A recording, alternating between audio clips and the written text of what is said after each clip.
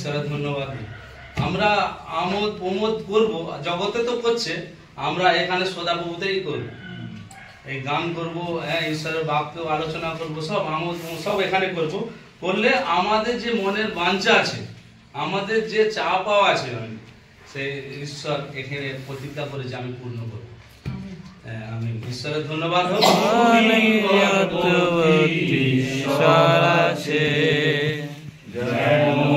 আমাদের ঈশ্বর সদাপ্রভু, আমাদের ঈশ্বর সদাপ্রভু, যখনই আমরা তাহাকে ডাকি তিনি গর্ভবতী, তিনি গর্ভবতী, যখনই আমরা তাহাকে ডাকি তিনি গর্ভবতী, তিনি গর্ভবতী। কেমন বড় জাতি, এমনই গর্ভবতী ঈশ্বর আছে, যেমন আমাদের ঈশ্বর সদাপ্রভু, যেমন আমাদের ঈশ্বর সদাপ্রভু। হ্যাঁ, এই আমাদের সদাপ্রভু ঈশ্বর, সেই সদাপ্রভুই আছে। যতই পৃথিবীতে ঈশ্বরের অভাব নেই, ডাকছে, কিন্তু এই ঈশ্বরকে, আমাদের ঈশ্বরকে যখন ডাকবো তখনই পাবো, তিনি তখনই আমাদের নিকটবর্তী হবে। শুধু তাই না, আরো যদি দেখি গীতের ৭১, সেখানেও তাই বলছে। ৭১-এর ১৯টা দেখি, গীত সঙ্গীতটা।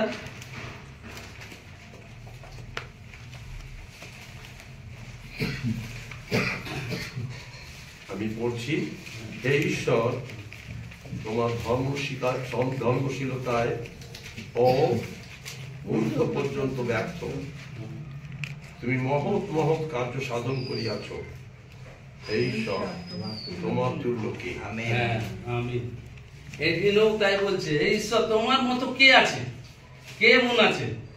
আমাদের রাজা দাউদ বলছে যে এত সুন্দর সুন্দর, আমরা যদি এই পৃথিবীতেই যদি দেখি, দেখলেই আমরা বুঝতে পারবো তার কত পরাক্রম, তার কত। আমরা যদি রোমিওতে দেখলে ১ অধ্যায় পড়লে আমরা বুঝতে পারবো তার কি রকম পরাক্রম, সে কি পাওয়ার, আমরা পৃথিবীতে ভালো করে লক্ষ্য করলেই বুঝতে পারবো। তো সেই জাতি প্রভু যিশু, সেই জাতি আমাদের মহান ঈশ্বর আছে। আর এই একবার ওইটাই রোমিওটা একবার দেখি, কই রোমিওটা একবার খুলি, ওইটাই ১ অধ্যায়। ১৮ থেকে, হ্যাঁ ১৮ থেকে। বলো কেউ। ১ অধ্যায় ১৮ থেকে একটু দেখুন।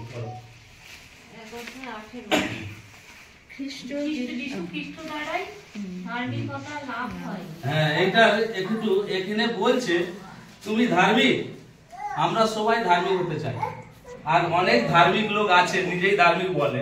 এখানে একটা কথা বলেছে, ধার্মিক হতে গেলে যীশু খ্রিস্টের কাছে আসতে হবে, তুমি তারই দ্বারাই তুমি ধার্মিক হবে। তুমি যতই বেশ পোশাকে পড়ো আর তিলক কাটিয়ে আর যাই করে, ধার্মিক নয়। ধার্মিক হতে গেলে যিশুর কাছে আসতে হবে, যীশু খ্রিস্টের দ্বারাই ধার্মিক লাভ হয়। এবার তারপর পড়ি,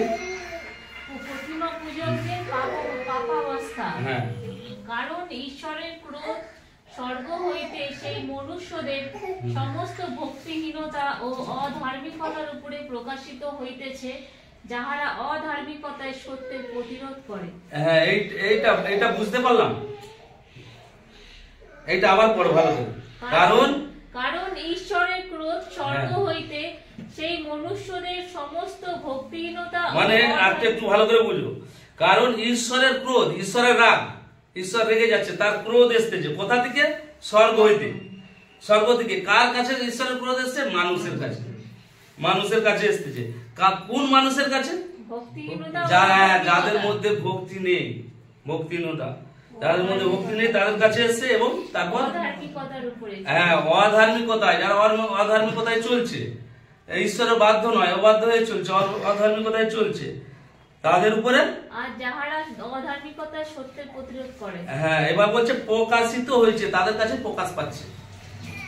এবার বলছে যারা অধার্মিকতার সত্যের প্রতিরোধ, মানে সত্যটা তারা মানেনি, সত্যটা নেয়নি, তাদের কাছে যারা সত্যতে চলেনি, সত্যটা জানতেও চায়নি, বিপথে গেছে, তাদের কাছে সেই ঈশ্বরের ক্রোধ নেমে আসছে। বলে দিও না। তারপরে 19 পদরা, কেননা ঈশ্বরের বিষয়ে যাহা জানা যাইতে পারে তাহা তাহাদের মধ্যে সপ্রকাশ আছে, কারণ ঈশ্বর তাহা তাহাদের কাছে প্রকাশ করিয়াছেন। ঈশ্বর ধন্যবাদ দিই। ঈশ্বর আমাদেরকে জানিয়ে দিচ্ছে, বলছে যে ঈশ্বর আমাদের কাছে সব প্রকাশ করে দিচ্ছে। আমাদের মধ্যেই এই প্রকৃতিকে দেখলেই আমরা অনুভব করতে পারবো। আমাদেরকে যিশু বলছেন হাওয়া, সেই নিকোদিম বলছে যে আবার নতুন জন্ম পেতে গেলে কি করতে হবে, চলে গেছে, তখন যিশু তাকে শিক্ষা দিচ্ছে, বলছে হাওয়া কোথা থেকে আসছে, কোথা চলে যাচ্ছে, কেউ তার শব্দ শুনতে পাচ্ছ, জানো? জানিনি আমরা। এই প্রকৃতি আবার যদি বৃষ্টি পড়ছে, বর্ষাকালেই বৃষ্টি হচ্ছে, আবার এখানে বৃষ্টি হচ্ছে, ওখানে হয়নি।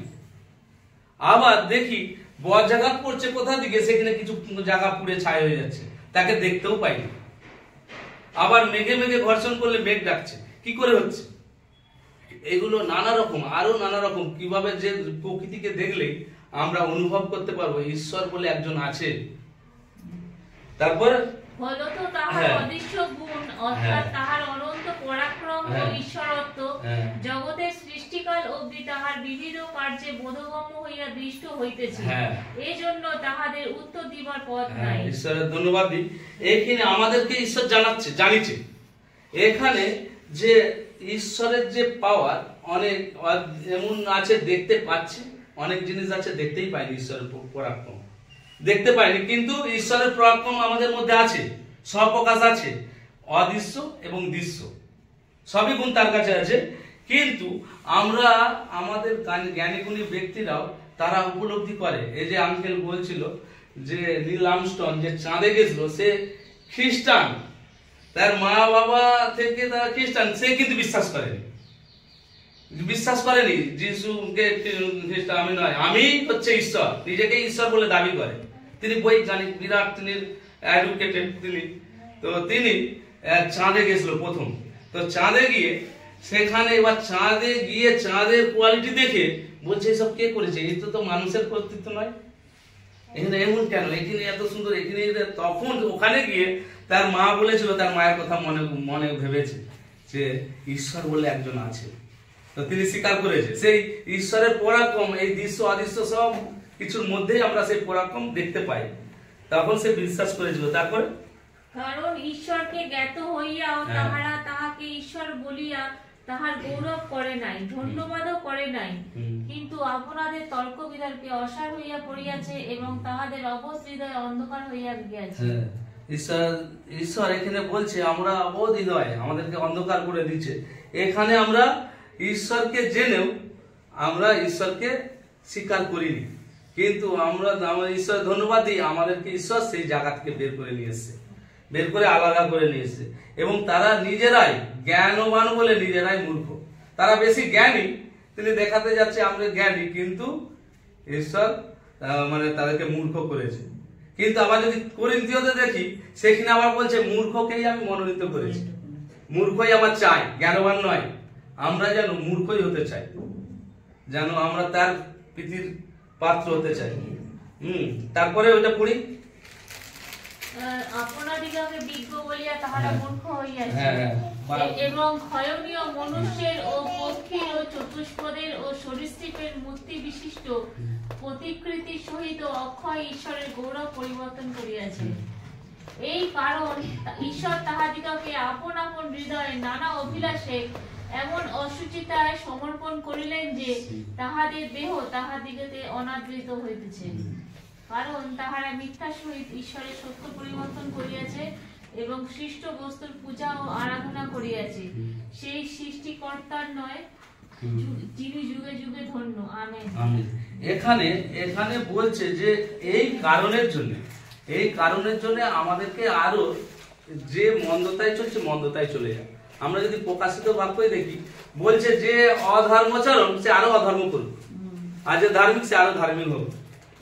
তার মানে এই কারণটা এখানে আমরা তার অবাধ্য হয়ে যাচ্ছি ঈশ্বরের, আর তখনই যে অধর্মচারণ করছে এখানে তাই বলছে তাদেরকে আরো অধার্মিকতায় সমর্পণ করে দিচ্ছে। তো ঈশ্বরের ধন্যবাদ দিই আমাদেরকে ওখান থেকে পৃথক করেছে। আমরা যদি দেখি এখানে কেন আরো অধর্মচারণ করছে, যদি করিন্থীয় 4 অধ্যায় 4 পদে একবার দেখো খুলি। কোন করিন্থীয়? দ্বিতীয় করিন্থীয় 4 অধ্যায় যে তাহাদের মধ্যে এই যুগের দেব অবিশ্বাসীদের মন অন্ধ করিয়াছে, যেন ঈশ্বরের প্রতিমূর্তি যে খ্রিস্ট তাহার গৌরব সুসমাচার দীপ্তি তাহাদের প্রতি উদয় না হয়। হ্যাঁ, এই যুগের দেব আমাদেরকে মনকে অন্ধ করে দিচ্ছে। ওই তখন এই যুগের দেব হচ্ছে শয়তান, সে আমাদের মনকে অন্ধ করে সত্যটাকে জানতে দিচ্ছে না। ওই জন্যই আমরা বিপথে যাচ্ছি যে এইটাই ঠিক বলে মনে হচ্ছে, অধর্ম করছি, মিথ্যা কথা বলছি, চুরি করছি, ব্যভিচার করছি, মার্ডার করছি, খুন করছি, নানা রকম ওই দিকেই আমাদেরকে নিয়ে চলে যাচ্ছে। কারণ আমাদেরকে অন্ধ করে রেখেছে। আমরা কেন অন্ধ করে, কিসের জন্য অন্ধ করেছে? যে তাহাদের মধ্যে এ যুগের দেব অবিশ্বাসীদের মনকে অন্ধ করিয়াছে। কিসের জন্য? যেন ঈশ্বরের প্রতিমূর্তি যে সেই খ্রিস্ট এবার তাহার গৌরবের সুসমাচারের এই দীপ্তি এই আলোয় উদয় না হয়। আমরা যেন যীশু খ্রিস্টই যে আমাদের ঈশ্বর এই বিষয়টা যেন না আমরা জানতে পারি, সেই জন্যে আমাদেরকে ওই শয়তান অন্ধ করে রেখেছে। কিন্তু ওখান থেকে আমরা বেরোতে পারি যদি ওই যে আমরা দেখলাম যীশু খ্রিস্টের দ্বারাই আমরা ধার্মিকতা লাভ করতে পারি। যদি প্রথম যোহন দেখি সেখানে বহু জায়গায় লেখা আছে তুমি যিশুর কাছে এলেই সেই পরিত্রাণ আছে, সেই জীবন আছে। জীবন পেতে গেলে সে এই আজকে এই দাদা বলছিল যদি যোহন 10 অধ্যায় 10 পদ দেখি সেখানে ওইটা খুলি, ওইটা খুবই গুরুত্বপূর্ণ। হ্যাঁ হ্যাঁ 10 অধ্যায় না আমরা 7 থেকে একটু দেখি। অতএব যীশু পুনর্বার তাহাদিগকে কহিলেন, সত্য সত্য আমি তোমাদিগকে বলিতেছি, আমি মেজদিগের দ্বার। যাহারা আমার পূর্বে আসিয়াছিল তাহারা সকলে চোর ও দস্যু, কিন্তু মেষেরা তাহাদের রব শোনে নাই। আমি দ্বার, আমার দিয়া যদি কেহ প্রবেশ করে সে পরিত্রাণ পাইবে এবং ভিতরে আসিবে ও বাহিরে যাইবে ও চরানি পাইবে। চোর আইসে কেবল যেন চুরি, বধ ও বিনাশ করিতে পারে। আমি আসিয়াছি যেন তাহারা জীবন পায় ও উপজয় পায়। যিশু পরিষ্কার করে তিনি বলে দিচ্ছে, যিশু তাদেরকে শিষ্যদের বলছে, আমাদেরকেও জানাচ্ছে যে আমি মেজদের দ্বার, আমি মেন গেট, আমার দিয়েই ঢুকতে হবে, আর আলাদা কোনো রাস্তা নেই। আর যদি বলে দিচ্ছে যদি কেউ বাইরের দিক দিয়ে আর খিড়কি দিয়ে যদি কেউ আসে তাহলে সে কি আমাদের ঘরে ঢুকতে গেলে আমার এই গেট এই বংশীদারের বাড়িতে ঢুকছে এখান দিকে, আর যদি ওদিক দিয়ে অফ সাইড দিয়ে যদি ওখান দিয়ে চালানো ভেঙে অন্য দিক দিয়ে ঢুকে তাহলে সে কে? সে তাহলে চোর অথবা দস্যু বলে দিচ্ছে। যদি অন্যভাবে আসে সে চোর নালে দস্যু। আর তারা আবার এখানে যদি 8 পদটা দেখি যে যারা ওরা পূর্বে এসছে, এখানে দেখো যারা আমার পূর্বে আসিয়া ছিল তারা সকলেই কিন্তু চোর ও দস্যু, একদম পরিষ্কার ভাবে বলছে। কিন্তু মেষেরা তাহাদের রব জানে নাই, শুনে নাই। আবার এখানে তিনি শিওর ভাবে বলছে আমি দ্বার, আমি দ্বার। এবার বলছে আমার দিয়া না প্রবেশ করলে কেউ পরিত্রাণ পাইবে না। পরিষ্কার করে বলছে আমরা পরিত্রাণ পেতে গেলে যিশুর কাছেই আসতে হবে, যিশুর দ্বারাই আমরা পরিত্রাণ পেতে পারি।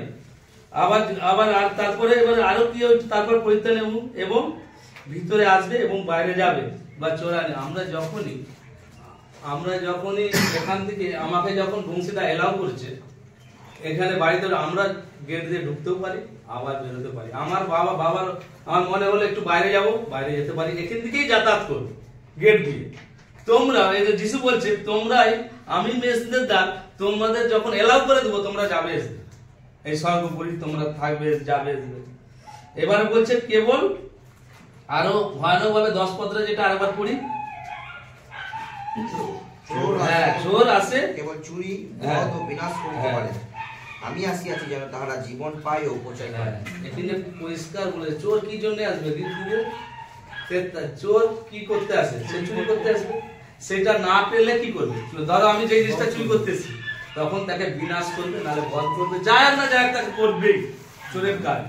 আর কিন্তু যিশু চোর এই জন্যই আসে, কিন্তু আমি এসেছি তাকে বধ করতে নয়, আমি এসেছি জানো তোমরা জীবন পাও। শুধু জীবন পাও বেরোনি, জীবনের উপচয় পাবে, উপচয় পাবে। তো সেই ঈশ্বরের ধন্যবাদ দিই যেন আমরা সেই আর 14 অধ্যায় যদি পড়ি, 14 অধ্যায়টা খুলি, এই যোহন 14 অধ্যায় আর কয়েকটা 14 অধ্যায় 1 পদরা কি বলছে? ওই জন্য যিশুই বলছে তোমাদের হৃদয় উদ্বিগ্ন না হোক, তোমাদের হৃদয় উদ্বিগ্ন না হোক। হ্যাঁ, তারপর ঈশ্বরে বিশ্বাস করো, হ্যাঁ, আমাতেও বিশ্বাস করো। কেন বললো ঈশ্বরে বিশ্বাস করো, আমাকেও বিশ্বাস করো?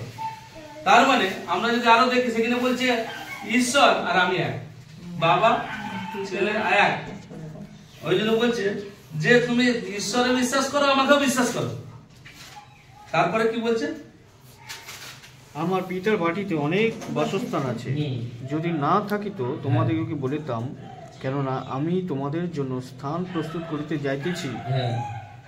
আর আমি যখন যাই ও তোমাদের জন্য স্থান প্রস্তুত করি, তখন পুনর্বার আসিব এবং আমার নিকটে তোমাদিগকে লইয়া যাই, যেন আমি যেখানে থাকি তোমরাও সেখানে থাকতে পারো। তোমাদের জন্য আমি যাচ্ছি, আমি স্থান প্রস্তুত করতে যাচ্ছি, আমি আবার আসবো, তোমাদেরকে নিয়ে যাব। আর যদি আরেকটু আগে দেখি 13 অধ্যায় 36 পদটা দেখো তো, পিতর এখানে কি বলছে? সিমোন পিতর তাহাকে কহিলেন, প্রভু আপনি হ্যাঁ। কোথায় যাইতেছেন? হ্যাঁ।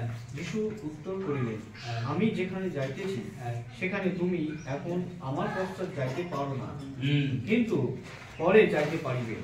পিতর তাহাকে কহিলেন, প্রভু কি জন্য এখন আপনার পশ্চাৎ যাইতে পারি না? আপনার নিমিত্ত আমি আমার প্রাণও দিব। যিশু উত্তর করিলেন, এখানে আমরা যে স্বর্গে যাব যে এখনই যাব, এই যে এখানে বলছে কি, পিতর বলছে যে তুমি যে স্থান প্রস্তুত করতে যাচ্ছ, তাহলে আমরা কি সেখানে যেতে পারি?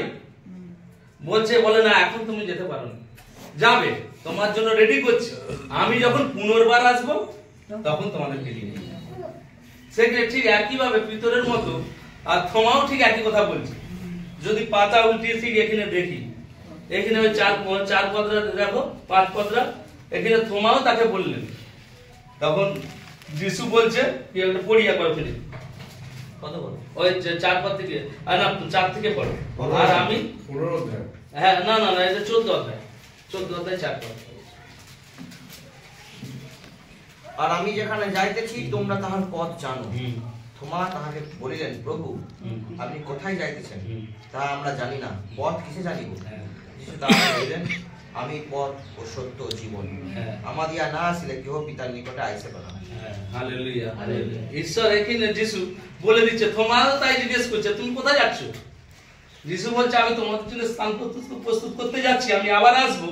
সে বলে তুমি কোথায় যাচ্ছ আমরা জানবো না। সাধারণ ভাবেই তিনি বলছেন, আমার জানার দরকার নেই, আমরা কোন পথে যাব তুমি বলে দাও, তুমি কোথায় যাচ্ছ আমাদের জন্য স্থান প্রস্তুত করে, আমরা তো জানিনি, আমি কোন পথে যাব তুমি আমাকে দেখিয়ে দাও। যিশু বলছে আমিই পথ, আমি রাস্তা, একটাই রাস্তা। আর রামশ্যাম যদু মধু অনেকেই আসবে, সেখানে যাবেনি। তাহলে বলছে কি 14, আমি রাস্তা, আমাকে অনুসরণ করো।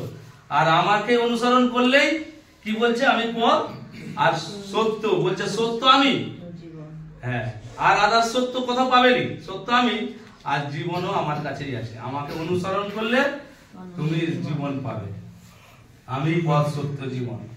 তো ঈশ্বরের ধন্যবাদ দিই। তো এই আমাদের জন্য ঈশ্বর সেই স্থান প্রস্তুত করতে গেছে। আমরা যদি করিন্থীয়তে দেখি, সেখানেও তাই বলছে। করিন্থীয়তে একটু খুলি, 2 করিন্থীয় 5 অধ্যায়।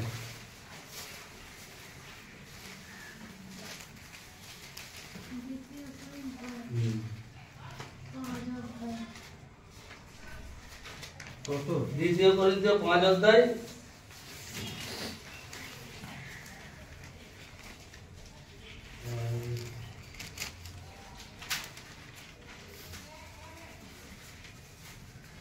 এক থেকেই দেখবো। কারণ আমরা জানি যদি আমাদের এই তাম্ররূপ পার্থিব বাটি ভাঙিয়া যায়, তবে ঈশ্বর তত্ত্ব এক গাঁথুনি আমাদের আছে, সেই বাটি অহস্ত নির্মিত, অনন্তকাল স্থায়ী ও স্বর্গে স্থিত। হ্যাঁ, আমিন।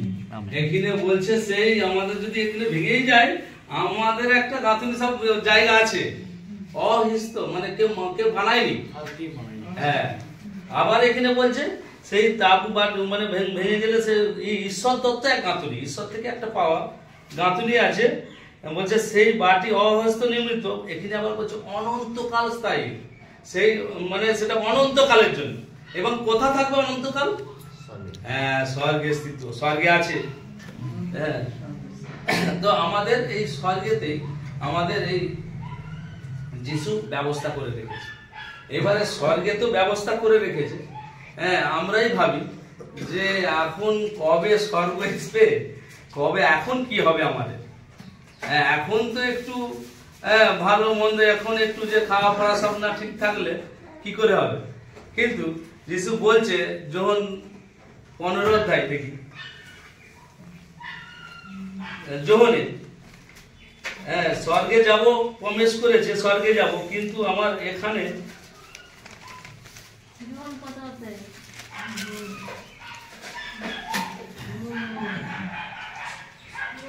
যখন 7 পদরা দেখি, না 15 অধ্যায়। হ্যাঁ, তোমরা যদি আমাতে থাকো এবং আমার বাক্য যদি তোমাদিগতে থাকে, তবে তোমাদের যাহা ইচ্ছা হয় যাচনা করিও, তোমাদের জন্য তাহা করা যাইবে। হ্যাঁ, এখানে একটা প্রমিস করা আছে। আমরা আরো দেখেছি, তুমি যা যাচনা করবে। আমাদের মধ্যে প্রশ্ন হয়, মূর্তিকে দেখলে, হ্যাঁ, 7 অধ্যায় সেখানে আছে, সেখানে বলছে তোমরা যা চাইলে তাই পাবে। তোমাদের চা পাওয়া, এখানে একটু হাত দিয়ে রাখি, মূর্তিটা দেখি, দেখে তারপরে ওই 7 অধ্যায় ওখানে হাত দিয়ে রাখি। মতি 7 অধ্যায় 7 পদরা। যাচনা করো, তোমাদিগকে দেয়া যাইবে, অন্বেষণ করো, পাইবে, দ্বারে আঘাত করো, তোমাদের জন্য কে বলছে? কে কাকে বলছে? যিশু বলছে। হ্যাঁ, যিশু আমাদেরকে বলছে তোমরা চাও পাবে।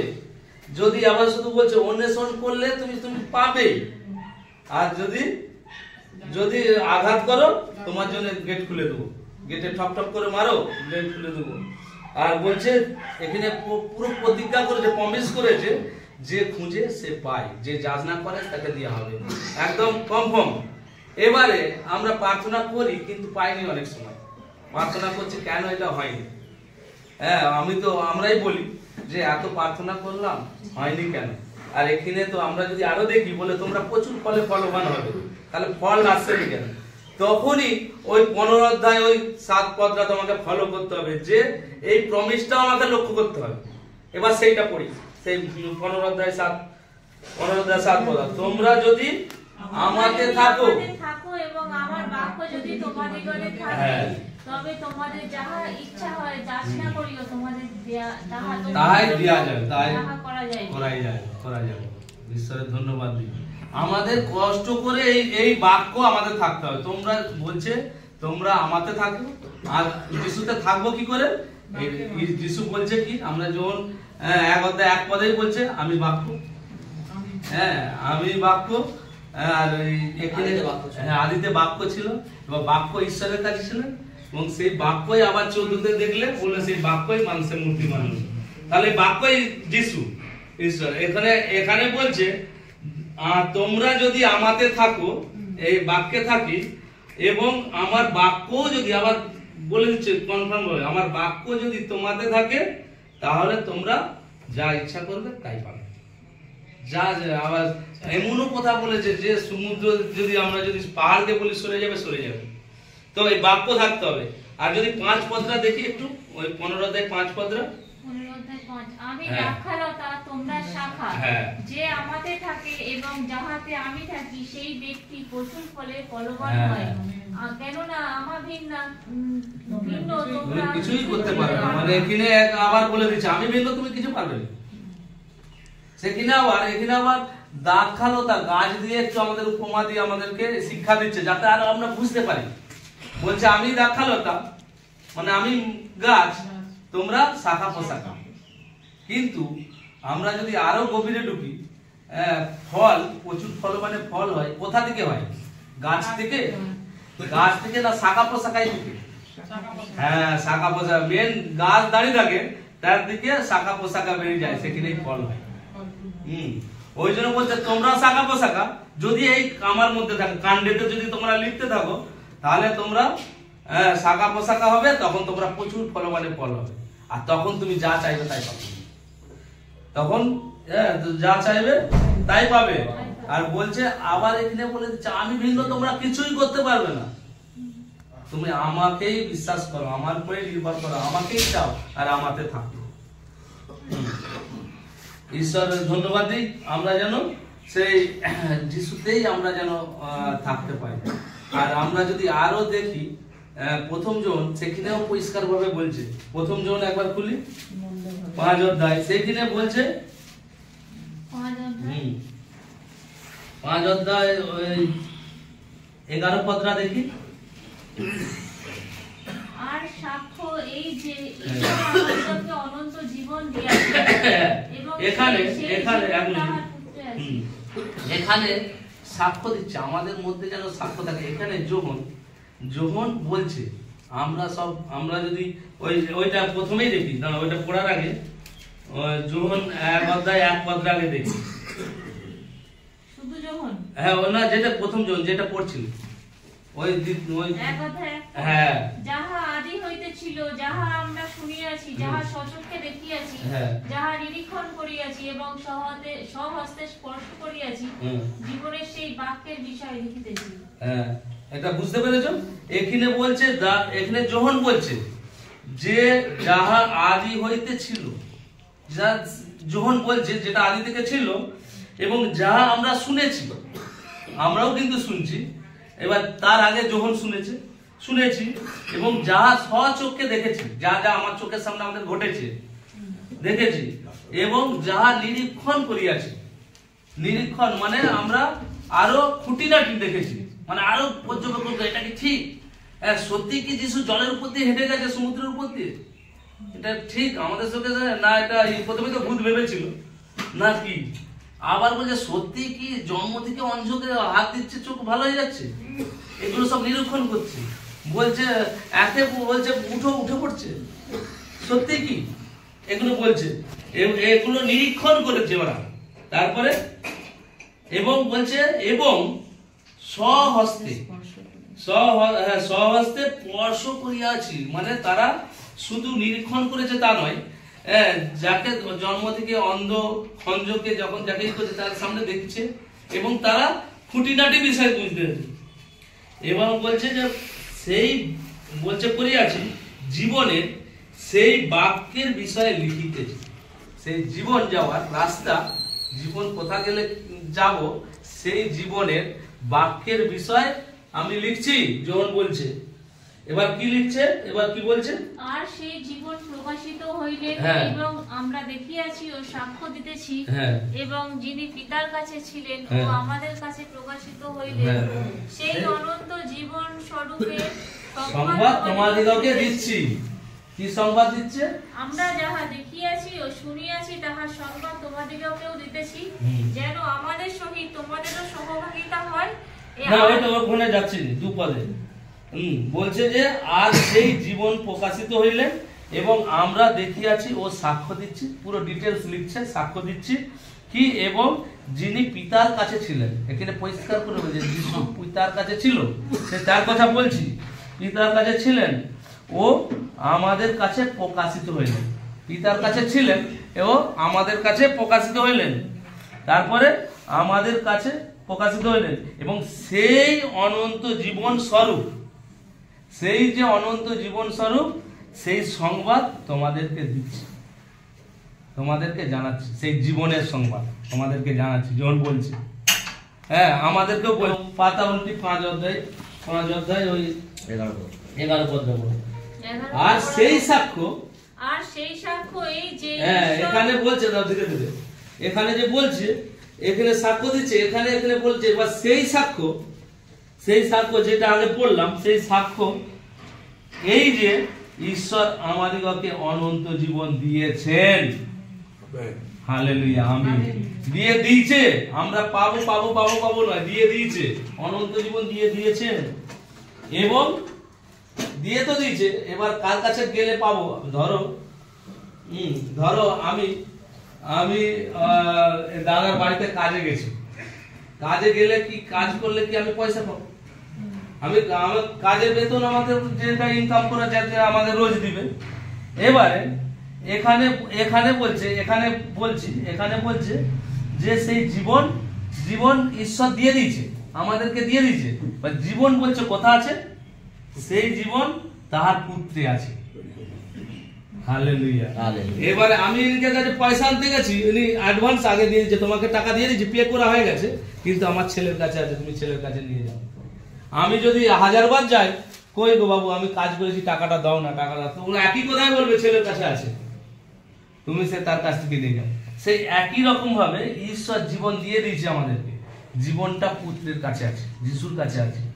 আবার ওই তাহলে এবার তারপরটা পড়ি, পুত্রকে যে পাইয়াছে সে সেই জীবন পাইয়াছে, ঈশ্বরের পুত্রকে যে পায় নাই সে সেই জীবন পায় নাই।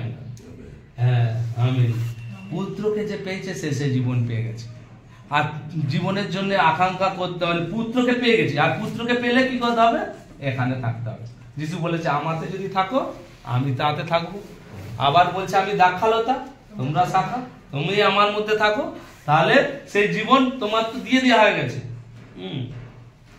আর সেই জীবন পুত্রের কাছে জীবন। আর যখনই আমাদের জ্ঞান বুদ্ধি সবকিছুই ঈশ্বর থেকে যে জীবনের সাথে সাথে জীবন দিচ্ছে, জীবনের সঙ্গে সঙ্গে তুমি ধরো আমরা এখানে এসেছি, ঈশ্বর জ্ঞান দিচ্ছে, ঈশ্বর বলে দিয়ে কোন রাস্তা দিয়ে গেলে সুবিধে হবে। যখনই তুমি তার কাছে থাকবে, তার সঙ্গে আমাদের যোগাযোগ থাকবে, তখন জ্ঞান বুদ্ধি সব দিবে। আচ্ছা, একটা পদ পড়ি, 20 অধ্যায়, ওইটাই প্রথম যেমন 5 অধ্যায় 20 পদরা। আর আমরা জানি যে ঈশ্বরের পুত্র আসিয়াছেন এবং আমাদিগকে এমন বুদ্ধি দিয়াছেন যাহাতে আমরা সেই সত্যময়কে জানি এবং আমরা সেই সত্যময়ে তাহার পুত্র যীশু খ্রিস্টে আছি। তিনি সত্যময় ঈশ্বর এবং অনন্ত জীবন। এখানেও তাই বলছে, এখানে কি বলছে যে আর আমরা জানি। কে বলছে এটা? এখন আমরা পড়ছি, আমরাও জানি। এটা যোহন আমাদেরকে জানাচ্ছে, আমরা জানি, কারণ তারা নিরীক্ষণ করেছে। আর আমরাও নিরীক্ষণ করে দেখেছি, কারণ আমরা হিন্দু পরিবার থেকে এসেছি, আমরাও এই যিশু সত্য ঈশ্বর কি না এগুলো আমরা নিরীক্ষণ করেছি। আরো আমরা জানি, নিরীক্ষণ করে যখন দেখছি তখন ভেরিফাই করে বুঝছি, হ্যাঁ এটাই সত্য, এখানেই অনন্ত জীবন আছে, তাই দৌড়াচ্ছি। আর সাধু পৌল তাই বলছে, আমি শেষ পর্যন্ত দৌড়াচ্ছি।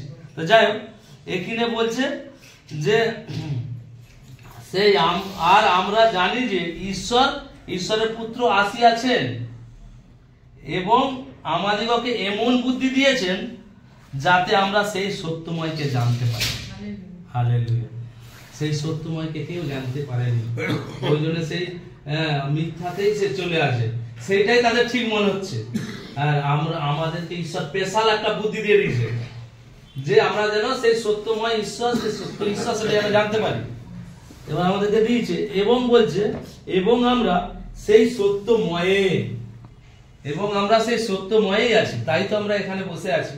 এখানে আমরা দেখো না 10-15 জন আছি। অন্য জায়গায় কোনো কিছু অনুষ্ঠান হলে বহু লোক, খালি বলে যে তোদের কাজে এই তো তোরা 4-6 জন যাস, কিন্তু আমরা এই সত্যময়ে আমরা আছি। আর সত্য মানে সত্যই তো যাই হোক। আচ্ছা, তাহার পুত্র যীশু খ্রিস্টতে আছি, সত্যময় আছে এবং তার পুত্র যীশু খ্রিস্টতে আছি। আর বলছে তিনি সত্যময় ঈশ্বর, এখানে বলে দিচ্ছে যীশু ঈশ্বর, সেই সত্যময় ঈশ্বর এবং অনন্ত জীবন। আমিন, হালেলুয়া। ঈশ্বরের ধন্যবাদ হোক, ঈশ্বরের যে আমাদের এই সত্যটা জানিয়েছে, এই সত্যটা ছেড়ে যেন না আমরা হারিয়ে না যাই। আমরা যদি আবার মথিতে যদি দেখি যে হে প্রভু বললে হবে না, আমরা যেন হৃদয় দিয়ে, আমরা হিতোপদেশে দেখেছি না, 23 অধ্যায় 26 পত্র একবার দেখি, যে আমাদের হৃদয়টা তাকে দিতে হবে। বলছে তো কি চাই, হ্যাঁ হে বৎস তোমার হৃদয়টা আমাকে দাও। যতই হে বৎস তোমার হৃদয় আমাকে দেও, তোমার চক্ষু আমার পাপ সমূহে প্রীত হোক। তো আমরা যেন হৃদয়টা দিতে পারি। আমরা বলছে না করিন্থীয়তে, বলছে ওই হৃদয়টাই আমার মন্দির। ঈশ্বর মন্দির, মসজিদ, এই যে সব গির্জা ফির্জা নানা রকম আস্তে আস্তে এখানে দেখলাম, না ঢুকেও ছিলাম, একটু ঘুরে এলাম।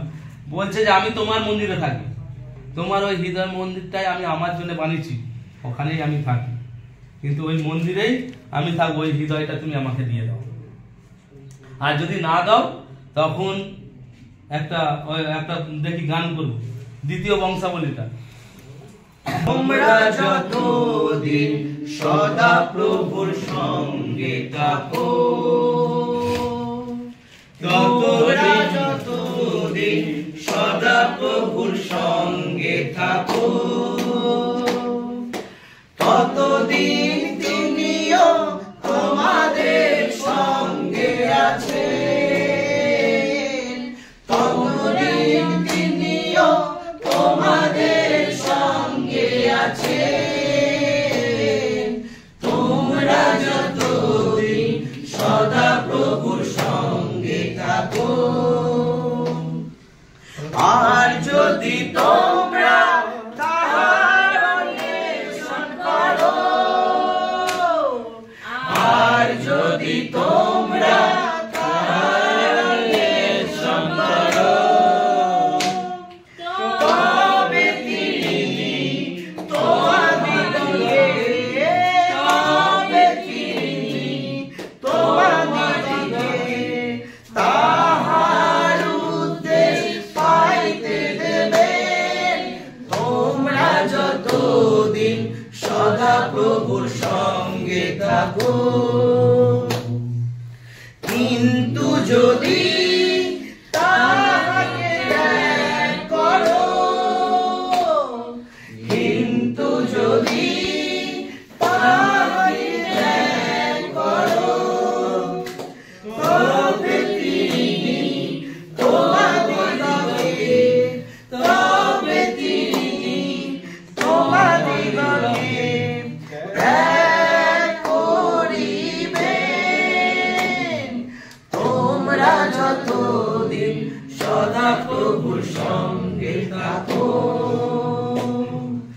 ততদিন তিনিও তোমাদের সঙ্গে আছেন, ততদিন তিনিও তোমাদের সঙ্গে আছেন। তোমরা যতদিন সদা প্রভুর সঙ্গে থাকো। লাস্ট বলি এটা আমরা যতদিন বলবো না, তোমরা যতদিন, এবারে ওই তোমরা জায়গাটা আমরাই বলবো, আমরা কতদিন তার সঙ্গে থাকবো। প্রথম লাইন, আমরা যতদিন সদা প্রভুর সঙ্গে থাকবো, আমরা যতদিন সদা প্রভুর সঙ্গে থাকবো, ততদিন তিনিও আমাদের সঙ্গে আছেন, ততদিন তিনিও আমাদের সঙ্গে আছেন। আমরা যতদিন সদা প্রভুর সঙ্গে থাকবো। Hallelujah, hallelujah. ঈশ্বরের আমি ততদিনই তোমাদের সঙ্গে থাকবো।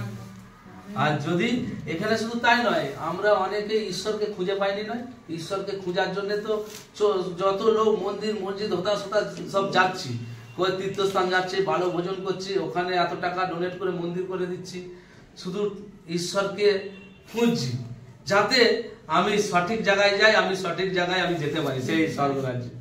হ্যাঁ, এখানে বলছে তোমরা যদি অন্বেষণ করো, যদি তোমরা খুঁজো, তোমরা পাবে, আমাকেও পাবে। আমার উদ্দেশ্যটা কি তোমাকে নিয়ে সেটাও তুমি জানবে। প্রত্যেকটা, এই যে দিদি বলছিল আমার ছেলে পড়তে গেছে, স্কুল গেছে, পরীক্ষা দিয়ে ভালো রেজাল্ট করবে, প্রার্থনা করবে। দিদির একটা চিন্তা ভাবনা আছে যে আমার ছেলে পড়াশুনো করে ডিগ্রি নিয়ে তাকে কি করব, তাকে আমি চাকরি করব, মাস্টার হবে না ইঞ্জিনিয়ার করবে, একটা ডাক্তার হবে, পরিকল্পনা করে রেখেছে। সবার বাবা মা ঠিক তাই, ছেলের জন্য পরিকল্পনা করে রাখে। ঠিক ঈশ্বরও, আমাদের বাবাও, ঈশ্বরও আমাদেরকে নিয়ে পরিকল্পনা করে রেখেছে, আমাদেরকে কি করতে চায়। তাই এখানে বলছে তোমরা যদি চাও, আমার উদ্দেশ্যটা কি তোমাকে নিয়ে আমি জানাবো, তোমাকে নিয়ে কি উদ্দেশ্য আমি তোমাদেরকে জানাবো। তাই যেন আমরা উদ্দেশ্যটা জানতে চাই। আর তখন ঈশ্বর কথা দিয়েছে, প্রমিস করেছে, তিনি প্রতিজ্ঞা। ঈশ্বর যদি আমরা গণনা পুস্তকে দেখি, সেখানে বলছে আমি মানুষ নয় যে মিথ্যে কথা বলবো। লোক মিথ্যে কথা বলে, কথা বলে কথার দাম রাখেনি, কিন্তু আমি ঈশ্বর। হ্যাঁ, আমি মিথ্যে কথা বলি না, তাহলে আমি সত্য। আমরা যদি আবার জিসায়া দেখি 40, তিনি বলছে হ্যাঁ এই বাক্যের কখনো সব নষ্ট হয়ে যাবে, পৃথিবী ধ্বংস হয়ে যাবে, বাক্য কখনো লোভ হইবে না। তো এখানে তারপরে কি বলছে যে এখানে খুব একটা কঠিন বাক্য শেষকালে বলে দিয়েছে, কিন্তু যদি তাহাকে ত্যাগ করি, কাকে? ঈশ্বরকে যদি ত্যাগ করি, তখন বলছে তিনি আমাদিগকেও ত্যাগ করবেন।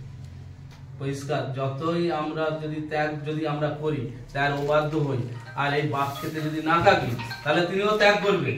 তিনি যদি 2 বিবরণ 15 অধ্যায় একবার খুলে, সেখানে পরিষ্কার বলে দিচ্ছে তুমি কোনটা বেছে নিবে, আমাদেরকেই ঠিক করতে হবে।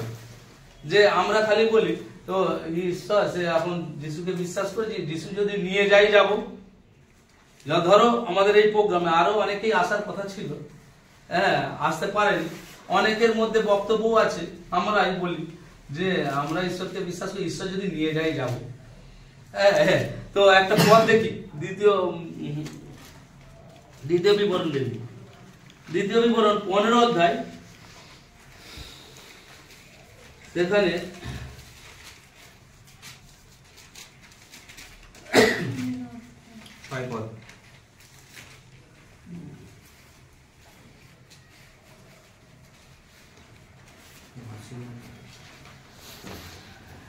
না সরি, আমি দ্বিতীয় বিবরণ 30 অধ্যায়, হ্যাঁ 30 অধ্যায়, 15 পদ। দেখো আমি অদ্য তোমার সম্মুখে জীবন ও মঙ্গল এবং মৃত্যু ও অমঙ্গল রাখিলাম। হ্যাঁ, কে বলছে? ঈশ্বর। হ্যাঁ, ঈশ্বর কাকে বলছে? আমাদের। হ্যাঁ, আমাকে বলছে কি, দেখো আমি অদ্যই এখনই তোমার সম্মুখে জীবন আর একদিকে জীবন ও মঙ্গল, জীবন ও মঙ্গল ও মৃত্যু একদিকে ও অমঙ্গল একদিকে, মৃত্যু অমঙ্গল আর এদিকে জীবন মঙ্গল রাখলাম, দুটো রেখেছি।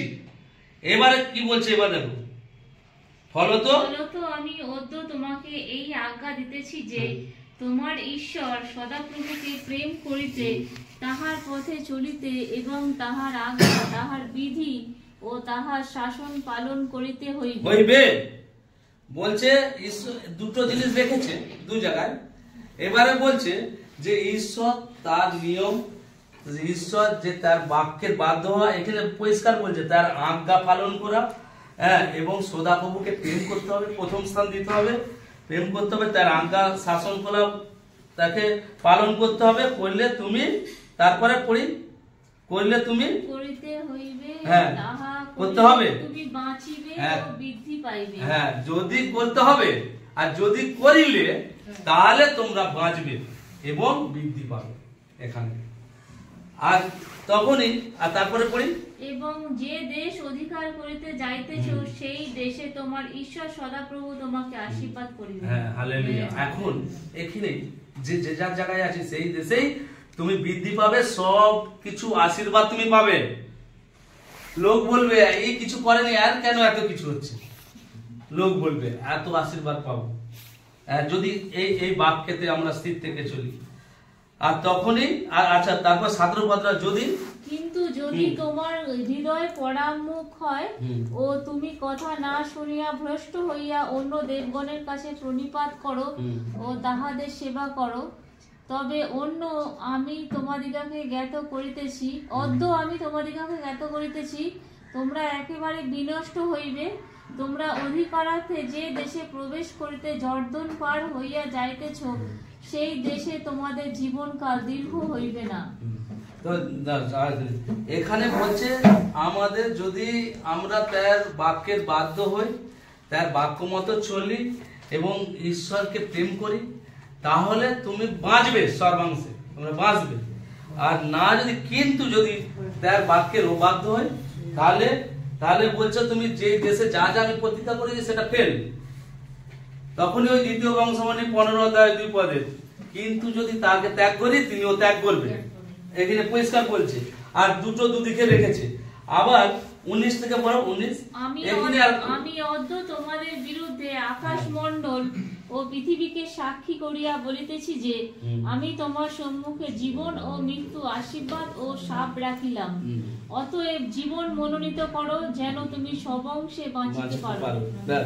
এখানেও ঠিক তাই, এখানে বারবার এখানেও বলে দিচ্ছে 19 পদে যে এখানেও জীবন মৃত্যু তোমার পাশে রাখলাম, দুদিকে তুমি মনোনীত করো। আবার এখানে শুধু তাই নয়, বলছে আকাশমণ্ডল যদি উপরের দিকে তাকায়, শুরু শেষ আমরা দেখতে পাবো না। আকাশমণ্ডল এটা কিন্তু পৃথিবীর মধ্যে, তাই আমরা কথা দিয়ে শুরু কথা শেষ আমরা জানি। এখানে ঈশ্বর বলছে তুমি যা দিক নির্ণয় করতে পারো, ওই আকাশমণ্ডলকে সাক্ষী রেখে এই পৃথিবীকে সাক্ষী রাখছি। মানে আমরা কোনো কিছু করতে গেলে সাক্ষী রাখি, তো ঈশ্বর সাক্ষী রাখছে একটা পৃথিবী এবং আকাশমণ্ডলকে সাক্ষী রেখে তোমাদেরকে বলছি এখানে মৃত্যু, এখানে জীবন আছে, তুমি জীবনটা মনোনীত করো। আবার বলে দিচ্ছে জীবনটা মনোনীত করো, তাহলে তুমি সর্বাংশে বাঁচবে, এখানেও বাঁচবো আর ওপারেও বাঁচবো। তোমার যদি আরো অন্য জায়গায় জিরিমিয়াতে দেখলে ওই একই কথাই বলছে। জিরিমিয়াতে একবার খুলি,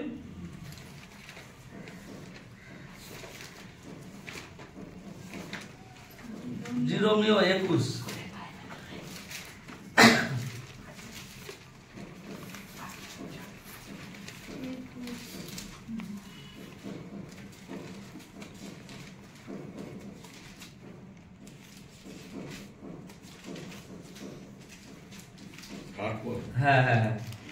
আর তুমি এই লোকদিগকে বলো, সদাপ্রভু এই কথা কহেন, দেখো তোমাদের সম্মুখে আমি জীবনের পথ ও মৃত্যুর পথ রাখিতেছি। এখানে জিরোমিও ভাগবতী তাই একই কথাই বলছে। এখানে দ্বিতীয় বিবরণ বলেছিল মসি, তিনিও একই কথা বলছে। এখানে জিরোমিওতে একই বলতে হচ্ছে যে তোমাদের সদাপ্রভুর কাছে যে এই জীবনের পথ আর মৃত্যুর পথ রাখলাম, তুমি কোন পথে যাবো তুমি আমাকেই ডিসাইড করতে হবে। আমি বাড়ি থেকে, আমরা অনেক দূর দিয়ে এসেছি, অনেকেই আসেনি, সেই বাড়ি থেকে এত দূর, এখানে গিয়ে এই 4টে লোক যাব, গিয়ে কি করবো, সেখানে ভালো লাগবে না। এখানে থাকলে আমার ঘরে কাজ হবে, ওখানে থাকলে আরো বেশি আনন্দ হবে, আমরা ভাবি। এখানে এই জন্যই আমরা এসেছি এই জীবনকে মনোনীত করতে, কারণ এখানে ঈশ্বর বলেছে জীবনটাই মনোনীত করো, আর জীবনে মনোনীত করলে তুমি সর্বাংশে বাঁচবে। আর 29, ওই জিরোমিও 29, 11টা একবার দেখি।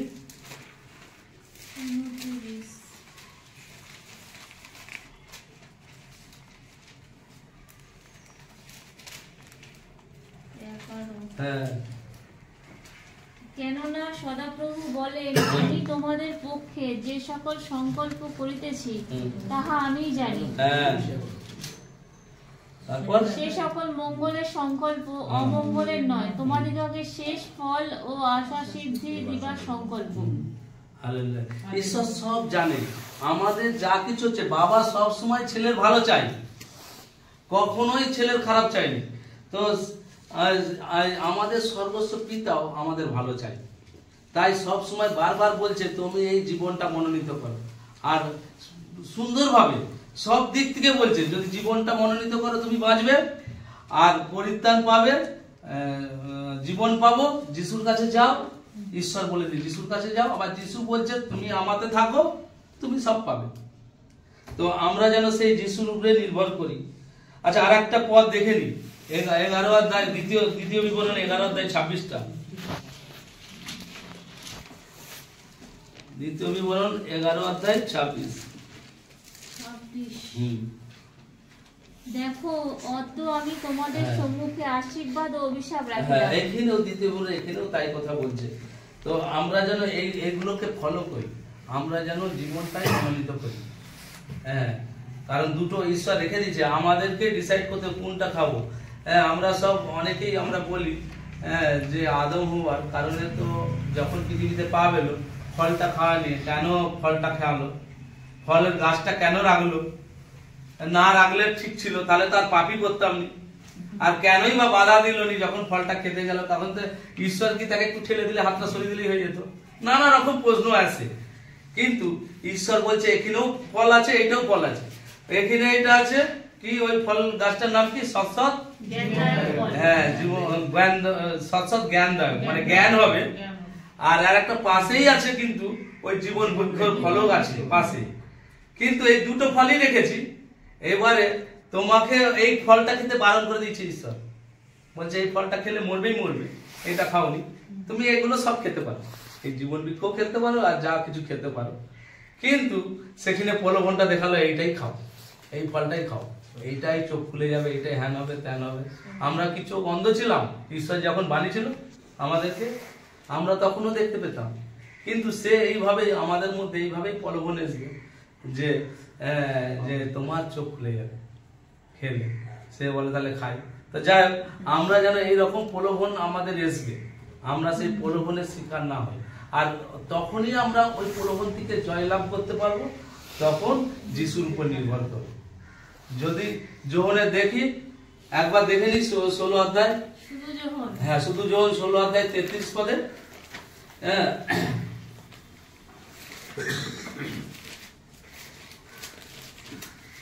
যোহন 16:33। হ্যাঁ, এই সমস্ত তোমাদিগকে বলিলাম যেন তোমরা আমাতে শান্তি প্রাপ্ত হও। জগতে তোমরা ক্লেশ পাইতেছ, কিন্তু সাহস করো, আমি জগৎকে জয় করিয়াছি। যিশু বলছে তোমরা সাহস করো, আমি জগৎকে জয় করেছি, তুমি আমার কাছেই আসো। আর যে জগৎকে জয় করে আমি তাকেই অনুসরণ করব। অনেকেই অনেক কিছু বলে গেছে, কিন্তু যিশু বলছে আমরা জগতে দুঃখ কষ্ট পাচ্ছি, অনেক কিছু সমস্যা হচ্ছে, কিন্তু বলছে কিন্তু তোমরা সাহস করো, আমি জগৎকে জয় করেছি। মানে সে প্রভু যিশুর কাছে আসবো, আসলে যে জগৎকে জয় করেছে, আমি যদি তাকে অনুসরণ করলে, তখন যিশু বলছে তোমরাও জগৎকে জয় করতে পারবে। ঈশ্বরের ধন্যবাদ দিই, হ্যাঁ, এই সুন্দর এই বাক্যের জন্য এবং এই প্রতিজ্ঞার জন্য যে আমরাও জগৎকে জয় করতে পারবো। ঈশ্বরের ধন্যবাদ দিই। আমি প্রার্থনায় যাই যে সত্যি আমি একটুখানি কথার মধ্যে প্রার্থনা করব। আমি ক্লাস 8 অবধি পড়েছি, তাও আমি এই বাইবেল পড়তে পারতাম না। আমার কথা ওই যে বলছেন যোহন এই নিরীক্ষণ করেছে, এই যে বলছিল আমি সেই বিষয়ে সেই জীবনের কথা বলছি। আমি এইরকম বাইবেল পড়তে পারতাম না। বাইবেল কেন, আমি অমনি কোনো কিছু এই যে লেখা আসেনি, আমি পড়তে পারতাম না। মানে এই অবধি পড়েছি কিন্তু পারিনি। মানে এত বানান ভুলো তো লোকের সামনে আমার লজ্জা পেত। মানে আকার একার অ লেখা আছে, আ বলে দিচ্ছি, আমারকে তোমার বলে দিচ্ছি, এইরকম হয়। ওই জন্য আমি লুকি লুকি পড়তাম, কোনো কিছু কাগজ আরে থাকলো, কারোর সামনে পড়তাম, লজ্জা পেত। তো আঙ্কেলের মাধ্যমে বাইবেল স্টাডি, বাবা মারা যাওয়ার পর থেকে আমি বাইবেলে বিশ্বাস করেছি। তো তারপর থেকে যখন বাইবেল ক্লাস হয়, এবারে আমার স্ত্রী যে চৈতালি ওর নাম, ও পড়তে পারে, ও বাইবেল পড়তো, আমরা শুনতাম, তখন তো বিশ্বাসও করিনি। এবারে যখন অনলাইনে ক্লাস হচ্ছে, ও যখন পড়েনি, এবারে আমাকে পড়তে বলছে, আমার তো মাথা খারাপ, পড়তে পারিনি, আমি ভয় পাচ্ছি। এবারে লাস্টে আলাদা একদিন আঙ্কেলকে আলাদা করে ফোন করছি, আমি আঙ্কেল পড়তে তো পারছি না, লজ্জা লাগছে, আমাকে বলবেন। বাইবেল ক্লাসে বহু লোক থাকে, মানে অনলাইনে ক্লাস হয় আর সব মানে জয়েন করে। এবার অনেক লোককে আমি চিনি, অনেকে সবাই থাকে, এবারে কে কি ভাববে আমি বাইবেল পড়বো না, আমাকে তুমি বলবেন। এবার বলছি, তখন আঙ্কেল আমাকে বললো বলছে এই বাইবেল যে লিখেছে রে, এখানের মধ্যে অনেকেই আছে তারা মূর্খ, কিছুই জানেনি। হ্যাঁ, তারা জন্ম থেকেই মানে পড়াশোনায় শিখেনি। হ্যাঁ, এই যোহন পিতরের কথা বলছে, বলে ওরা জেলে, জন্ম থেকেই তারা জীবিকা নির্ভর করে ওই মাছ ধরে নৌকোয় করে। তো তারা এই বাইবেল লিখেছে এত সুন্দর সুন্দর ভাষায়। আর তুমি কেন পারবে? তুমি ঈশ্বরের কাছে চাও, পাবে। তো ঈশ্বরের কাছে প্রত্যেক দিন তারপর থেকে বাইবেল পড়ার আগে আমি প্রার্থনা করতাম, শিখে দিয়েছিল, বলে যে এমন করে প্রার্থনা করো, প্রার্থনা করবে, ঈশ্বর ঠিক সাহায্য করবে। তো ঈশ্বরের ধন্যবাদ দিই, এখন মোটামুটি বাইবেলের তো কোনো কিছুই পারতাম না। এই যে 16-17 কি অধ্যায় পদ তো কিছু জানতাম না। হ্যাঁ, আঙ্কেল যখন একটা নতুন নিয়ম দিচ্ছে আমি ওই ব্যাগেই থাকতো, এই আর কিছু মাথা মুন্ডু নেই, কিছু বুঝতেও পারিনি। আবার 1, 2, 3, 4 লেখা, আবার কোনটা অধ্যায় পদ ব্যাগে থেকে বাইরে থাকতো। আঙ্কেল বলেছে যে যেটা অসুবিধা হবে ফোন করবে, আমি আমার ইচ্ছা নেই আর ফোন, ওই ব্যাগেই থাকতো। তো ব্যাগে থাকতে থাকতে ঈশ্বর কাজ করেছে, ঈশ্বরের ধন্যবাদ দিই। এখন আমি বাইবেল পড়তেও পারি, মোটামুটি বুঝতেও পারি। কারণ বাইবেল বুঝার মতো ক্ষমতা আমাদের মতো তো নয়।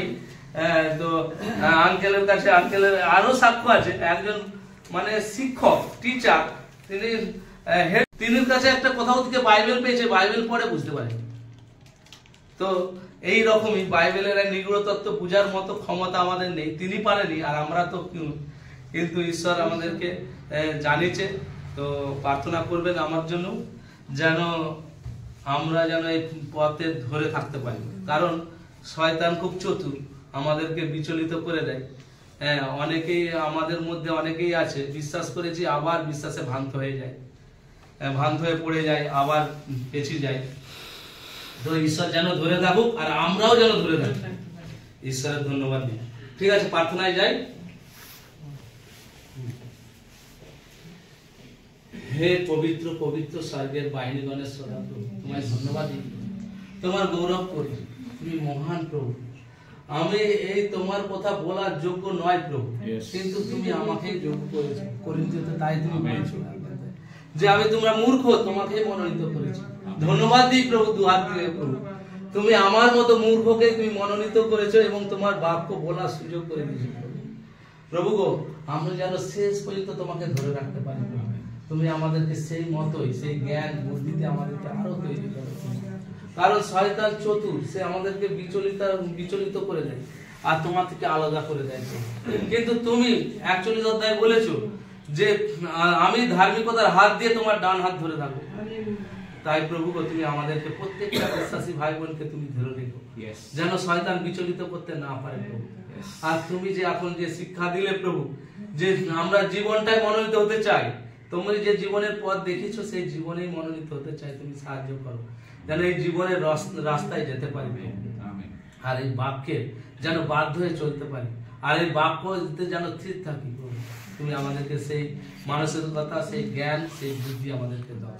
আর তোমার বাক্য বুঝার মতো ক্ষমতা আমাদের নেই, তুমি যদি আমাদেরকে সেই জ্ঞান, সেই শক্তি আমাদেরকে দাও, বুদ্ধি দাও, আমরা বুঝতে পারবো প্রভু। কারণ তুমি গীত সংগীতাতে বলেছো প্রভু 32 অধ্যায় 8 পদে যে আমি তোমাকে জ্ঞান দেবো, আমি তোমাকে বুদ্ধি দেবো, কোন দিকে যেতে হবে সেই গন্তব্য পথ আমি দেখাবো প্রভু। তাই প্রভু আমাদেরকে সুন্দরভাবে তোমার রাস্তায় চলতে তুমি আমাদেরকে সাহায্য করবে। আমিন। আর সুন্দরভাবে যে আমাদের যে সহভাগিতায় আমাদেরকে নিয়ে এসে প্রত্যেকটা বিশ্বাসী ভাই বোনকে, প্রত্যেকটা ভাই বোনের অন্তরে কথা বলো, তাদের অন্তরের দরজা খুলে দাও, যেন তোমার উপর নির্ভর করতে শিখে। আশীর্বাদ করো প্রত্যেককে। আর তারা যে যা নিয়ে আশা নিয়ে এসছে, যা কিছু প্রভু তুমি প্রত্যেককে আশা পূরণ করো। তুমি বলেছো যে তুমি আমাদের প্রার্থনা সকল শুনো। কে এমন ঈশ্বর আছে? 7 পদে আমরা দেখেছি প্রভু যে তুমি আমাদের নিকটবর্তী, তুমি আছো ঈশ্বর, তোমাকে যখনই ডাকবো তখনই তুমি আমাদের সঙ্গে থাকো প্রভু। তোমায় ধন্যবাদ দিই প্রভু। আর বিশেষ করে ধন্যবাদ দিই এই বংশীদার বাড়ির পরিবারের জন্য। বংশীদা কত সুন্দরভাবে এই আয়োজন করেছে প্রভু, তোমায় ধন্যবাদ দিই। এরকম আমরা আশা করিনি, আমরা খালি ভাবছিলাম কোথায় যাব, কি থাকবো, কি না হবে প্রভু। প্রথম এসছি প্রভু, কিন্তু এখানে দেখে আমাদের কত সুন্দর লেগেছে। আমি এত সুন্দর ব্যবস্থা করলো কি করে? তুমি যে তাকে সুন্দরভাবে সব রকম ভাবে সুযোগ সুবিধা করে দিচ্ছ, তোমায় ধন্যবাদ। এইভাবে প্রভু গো তুমি বংশীদাকেও তুমি ধরে রেখো প্রভু। আর প্রভু বিশেষ প্রার্থনা করি প্রভু গো, সেই আঙ্কেলের জন্য, বংশীদার বাবার জন্য প্রভু, তিনি তোমাকে চেনে না জানে না, কিন্তু তুমি তো তাকে চেনো, কারণ তুমি তাকেও সৃষ্টি করেছো যেরকম আমাদের করেছো। তাই প্রভু তোমার আশীর্বাদ তুমি দান করো প্রভু, যেন তিনি সম্পূর্ণ তোমার দয়াতে যেন সুস্থ লাভ করতে পারে। কারণ শুধু আমাদের পরিত্রাণ দিতে এসছো তাই নয় প্রভু, তুমি অনেককেও তুমি আরোগ্য দান করেছো প্রভু। তাই প্রভু তোমার হাতে রাখি তিনি পাপ অপরাধ, আমাদের যেমন পাপ অপরাধ তুমি ধুয়ে মুছে দিয়েছো তোমার পবিত্র রক্ত দিয়ে, তুমি তিনেরও পাপ অপরাধ তুমি ধুয়ে মুছে দাও প্রভু, দিয়ে তুমি তোমার সন্তান করার ক্ষমতা তাকে দাও, যেন সেও তোমার একজন দাস হতে পারে, তোমার সন্তান হতে পারে, যেন সে সুস্থ হয়ে তোমার গৌরব করে প্রভু। তুমি দয়া করো প্রভু। আর আমাদেরকেও তুমি অনেক অনুগ্রহ করেছো, অনেক চেতনা জ্ঞান দিয়েছো প্রভু, আরো গভীর রূপে আরো দাও, যেন আরো তোমার শিক্ষায় শিক্ষিত হয়ে আরো বেড়ে উঠতে পারি। জগতের শিক্ষা চাইনি প্রভু, তোমার শিক্ষা চাই প্রভু, তুমি আমাদের সেই দান করো। আর বিশেষ করে ধন্যবাদ দিই আঙ্কেলকেও আমাদের মধ্যে এসছে প্রভু। আঙ্কেল আসার কথা ছিল না প্রভু, আঙ্কেল আন্টি দুজনেই এসছে প্রভু, তোমার ধন্যবাদ দিই, তুমি তাদেরকে নিয়ে এসছো বলে প্রভু, তোমার কোটি কোটি ধন্যবাদ দিই। আমাদেরকেও নিয়ে এসছো, তোমায় ধন্যবাদ দিই। আমাদের সহবর্তী থেকো, বাকি সময় সব ভাগ তোমার হাতে রাখি প্রভু। তুমি আরো সময়ে কিভাবে চলবো, কিভাবে কথা বলবো, কি করতে হবে না হবে, তুমি আমাদেরকে চালাবে, আমাদের সঙ্গে থেকো, সব ভাগ তোমায় দিই প্রভু। আমার এই প্রার্থনা শুনলে প্রভু, আমি বিশ্বাস করি তুমি আমার ত্রাণকর্তা, মুক্তিদাতা, প্রিয় যিশু, তোমার নামে প্রার্থনা চাই। আমেন।